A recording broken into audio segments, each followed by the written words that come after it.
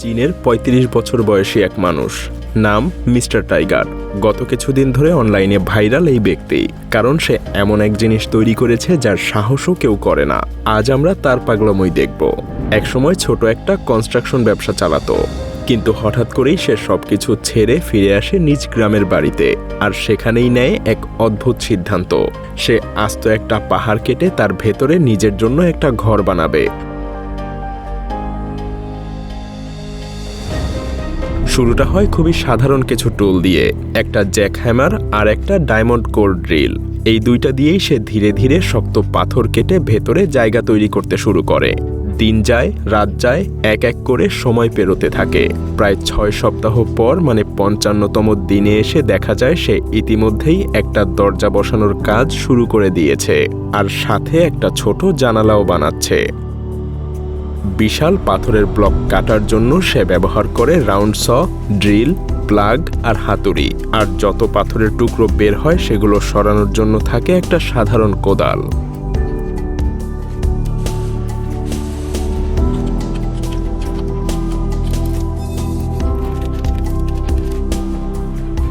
এরপর আসে একটা গুরুত্বপূর্ণ ধাপ, ভেতরের মাঝখানে থাকা বড় পাথরের কলামটা সরানো।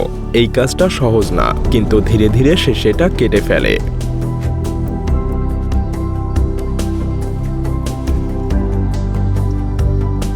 মজার ব্যাপার হলো যে গোলাকার পাথরের টুকরোগুলো বের হয় সেগুলোই আবার সে চাকার মতো ব্যবহার করে, আর সেই কলামের নিচের অংশটা কেটে বানায় একটা টেবিলের মতো।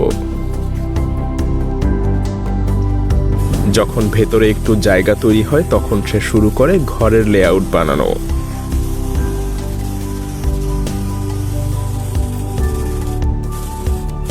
কোথায় কি থাকবে, কোন দিকে কি হবে সবকিছু প্ল্যান করে।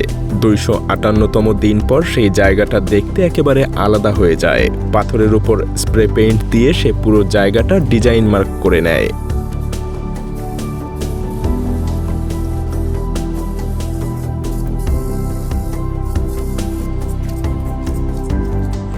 তারপর একটা লেজার লেভেল ব্যবহার করে মেঝেটা একদম সমান করে ফেলে। টুকরোগুলো সরানো সহজ হয়ে যায়।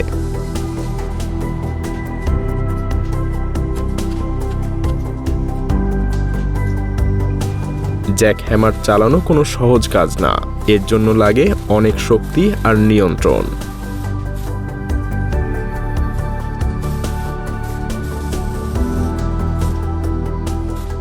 কিন্তু এই ঘরটা শুধু থাকার জন্য না, সে এটাকে চায় আরো সুন্দর করতে।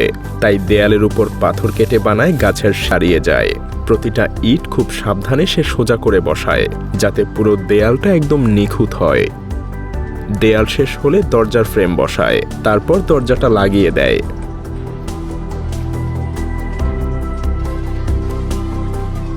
যেখানে থাকা যায়, জীবন কাটানো যায়।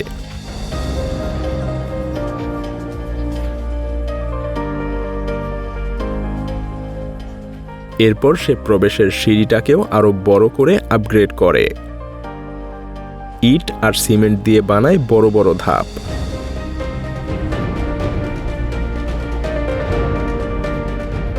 বাগানে বানায় একটা ছোট্ট ফিশ পন্ড, যেটা পুরো জায়গাটাকে আরো শান্ত এবং সুন্দর করে তোলে। এরপর সে বানায় একটা শেলফ, যেটা গাছের মতো গোল আকৃতি ধরে রাখে। লেভেল ব্যবহার করে নিশ্চিত করে যে সব।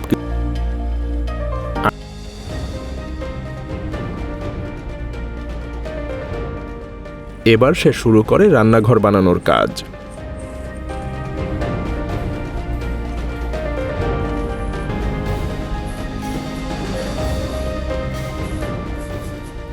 সে একটা ঐতিহ্যবাহী চুলা বানায়, উপরে আগুন জ্বালানোর জায়গা, নিচে ছাই জমার জায়গা এবং একটা চিমনি দিয়ে ধোঁয়া বাইরে চলে যায়। ২০ মাসের পরিশ্রমের পর এই হলো ফলাফল। পুরো প্রজেক্ট প্রায় শেষ, কিন্তু তারপরও সে ভাবে এটা পুরোপুরি শেষ করতে তার আরও ১ বছর লাগবে। এরপর তার প্রজেক্ট দেখতে কেমন হয়েছিল সেটা দেখতে চাইলে সেকেন্ড পার্ট লিখে কমেন্ট করুন। ধন্যবাদ।